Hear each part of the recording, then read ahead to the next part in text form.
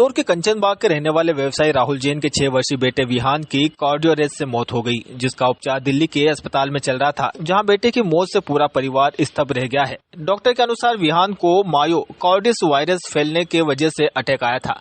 दरअसल heart attack किसी भी उम्र में अब देखने को मिल रहा है, जहाँ ताजा मामला इंदौर के कंचनबाग के रहने वाले 6 वर्षीय बालक विहान जैन के साथ हुआ है, जहां उपचार के लिए विहान को दिल्ली के अस्पताल में एडमिट किया गया था। वहीं इलाज के दौरान विहान की मौत हो गई है।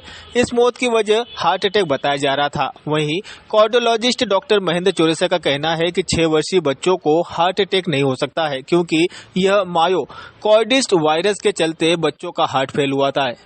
कार्डियोलॉजिस्ट विशेषज्ञ डॉक्टर महेंद्र चौरसिया ने बताया कि मायोकार्डिस वायरस इन्फेक्शन होता है। इस वायरस के चलते शरीर में सूजन आ जाती है और हृदय की गति काम करना कम कर देती है। मायोकार्डिटिस नाम की प्रॉब्लम रही होगी।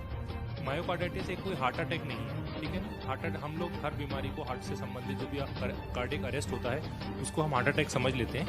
हार्ट अटैक एक अलग प्रोस्पेक्ट है और कार्डियक अरेस्ट के बहुत सारे कारण हो सकते हैं, जिसमें एक मायोकार्डिटिस भी एक कारण है।